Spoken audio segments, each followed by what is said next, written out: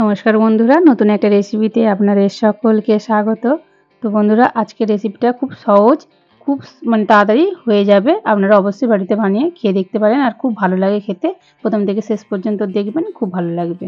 তো বন্ধুরা দেখুন, আমি এখানে হাফ বাটি সুজি নিয়ে নিয়েছি। তারপর অল্প একটু জল দিয়ে আমি সুজিটা শুধু জাস্ট ভিজিয়ে নিচ্ছি। দেখুন, অল্প একটু জল দিয়েছি, 2-3 চামচের মতো দিয়েছি, দিয়ে একটু ভিজিয়ে নিয়েছি। এবার আমি কিছুক্ষণ ঢাকা দিয়ে, কিছুক্ষণ বলতে 10 মিনিট ঢাকা দিয়ে রেখে দেবো, তাহলে সুজিটা অনেকটা নরম হয়ে যাবে। 10 মিনিট পর বন্ধুরা আমি ঢাকাটা খুলে নিচ্ছি। আপনাদের দেখাচ্ছি, দেখুন সুজিটা কতটা নরম হয়ে গেছে। তো দেখুন, সুজিটা অনেকটা ফুলেও গেছে আর নরম হয়ে গেছে। এবার এর মধ্যে সিদ্ধ আলু দেব। আমি একটা আলু সিদ্ধ করে নিয়েছিলাম, সেটাকে ভালো করে মেখে নিয়েছি। সেই সিদ্ধ আলুটা সুজির মধ্যে আমি দিয়ে দিচ্ছি।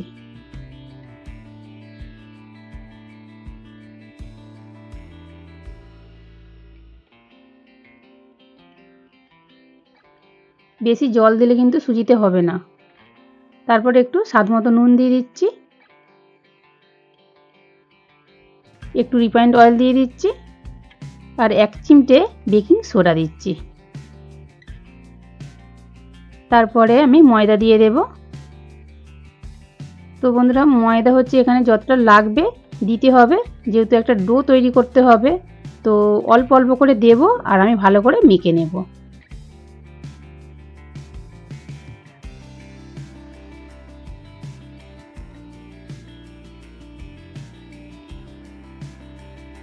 তো বন্ধুরা, আপনারা অবশ্যই বাড়িতে একবার বানিয়ে খেয়ে দেখবেন, খুব ভালো লাগে খেতে আর খুব টেস্ট হয়।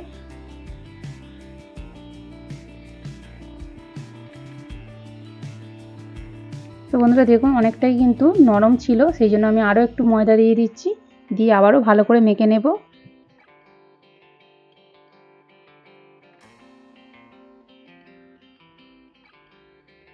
এইভাবে অল্প অল্প করে ময়দা দিতে হবে আর ভালো করে মেখে নিতে হবে। তো দেখুন বন্ধুরা, খুব সুন্দর করে আমি মেখে নিয়েছি। দেখুন, একটা ডো বানিয়ে নিয়েছি। এবার এর থেকে আমি অল্প করে ছোট ছোট করে লেচি কেটে নেব। একদম ছোট করব না, একটু বড় বড় করব, যেরকম আমরা লুচি করি ঠিক সেই রকম লেচি করে নেব। তারপরে হাত দিয়ে ভালো করে গোল করে নিচ্ছি, নিয়ে একটু চ্যাটকা করে নিয়ে মাঝখানটা একটু আঙুল দিয়ে চেপে দেবো। দিলে দেখুন একটা ডিজাইন হয়ে যাচ্ছে।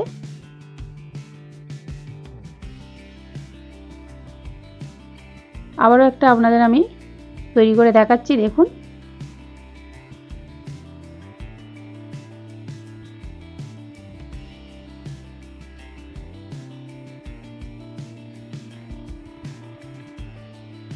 তো দেখুন বন্ধুরা, আবারও একটা তৈরি করে দেখিয়ে দিচ্ছি। দেখুন, ঠিক এইভাবে খুব সহজ, একদম কঠিন নয়, খুব সহজেই হয়ে যায়। তো বন্ধুরা, আমি এইভাবে সবগুলো বানিয়ে তারপর আপনাদেরকে দেখাচ্ছি।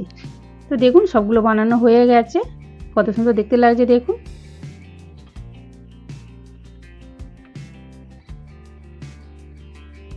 তারপর দেখুন বন্ধুরা, আমি একটা কড়াই বসিয়ে দিয়েছি, আর কড়াইটা খুব ভালোভাবে গরম হয়ে গেছে। আমি কড়াইয়ে জল দিয়ে দিচ্ছি, জলটা এবারে ভালো করে ফুটিয়ে নেব। তো দেখুন, খুব ভালোভাবে ফুটে গেছে। এবার আমি যেগুলো বানিয়েছিলাম সেগুলো দিয়ে দিচ্ছি। সবগুলো একটা একটা করে এইভাবে আমি ছেড়ে দেবো জলের মধ্যে।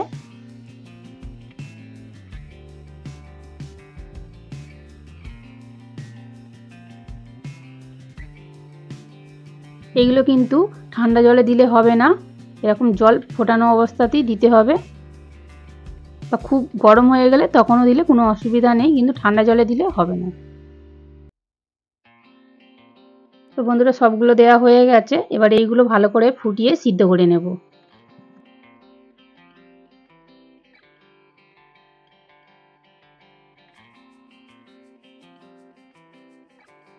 দেখুন বন্ধুরা, কত সুন্দর ভেসে উঠছে।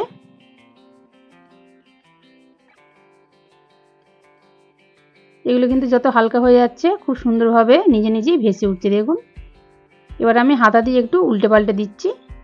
এইভাবে আমি বেশ কিছুক্ষণ ধরে এটা সিদ্ধ করে নেব।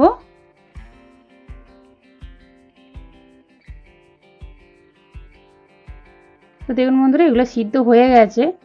এবার আমি নামিয়ে নেব, নিয়ে একটা ছিদ্রযুক্ত পাত্রের মধ্যে ঢেলে দেব, তাহলে জলটা ঝরে যাবে। আপনারা ছাঁদা দিয়েও এগুলো ছেঁকে তুলে নিতে পারেন।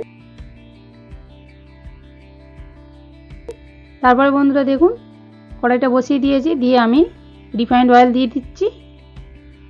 তেলটা খুব ভালোভাবে গরম হয়ে গেছে। এবার আমি একটু জিরে ফোড়ন দিচ্ছি, গোটা জিরে। জিরেটা একটু ভালো করে লাল লাল করে ভেজে নেব। তো দেখুন বন্ধুরা লাল লাল করে ভেজে নিয়েছি। এবার আমি কুচনো পেঁয়াজ দিয়ে দিচ্ছি। পেঁয়াজটা একটু ছোট ছোট করে কুচিয়ে নিতে হবে।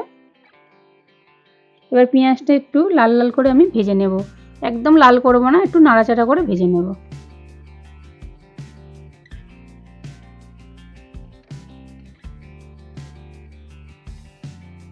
তো দেখুন উল্টে পাল্টে পেঁয়াজটা একটু ভাজা করে নিয়েছি। তারপরে আমি কাঁচা পাকা কাঁচা লঙ্কায় ছোটো ছোটো করে কেটে নিয়েছি, সেগুলোই দিয়ে দিচ্ছি। দিয়ে আবারও ভালো করে একসাথে নাড়াচাড়া করে নেব।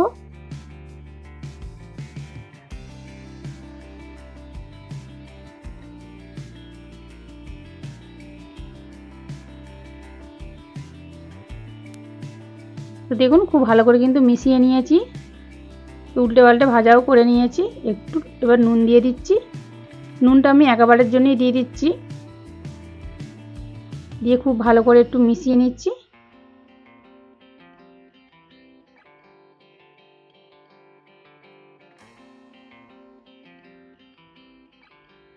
তো দেখুন পেঁয়াজটা খুব ভালো করে ভাজা করে নিয়েছি, পেঁয়াজ লঙ্কা। এবার যেগুলো আমি সিদ্ধ করে রেখেছিলাম সেইগুলো দিয়ে দিচ্ছি।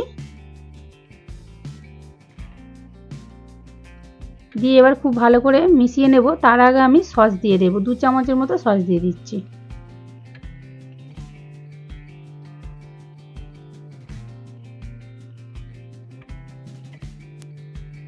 এবার খুব ভালো করে মিশিয়ে নেব।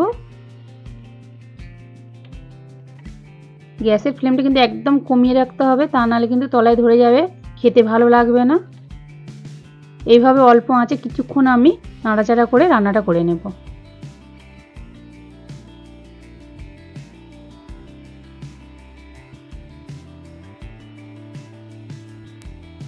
তো দেখুন বন্ধুরা বেশ উল্টে পাল্টে নাড়াচাড়া করে নিয়েছি। এবার আমি ধনেপাতা কুচি দিয়ে দিচ্ছি।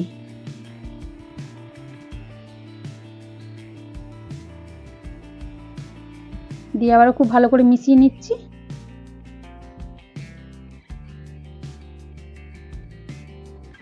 খেতে কিন্তু খুব ভালো হয়, আপনারা অবশ্যই বাড়িতে বানিয়ে খেয়ে দেখবেন, তাহলেই বুঝতে পারবেন। তো খুব ভালো করে তো বেশ নাড়াচাড়া করে দেখুন মিশিয়ে নিয়েছি।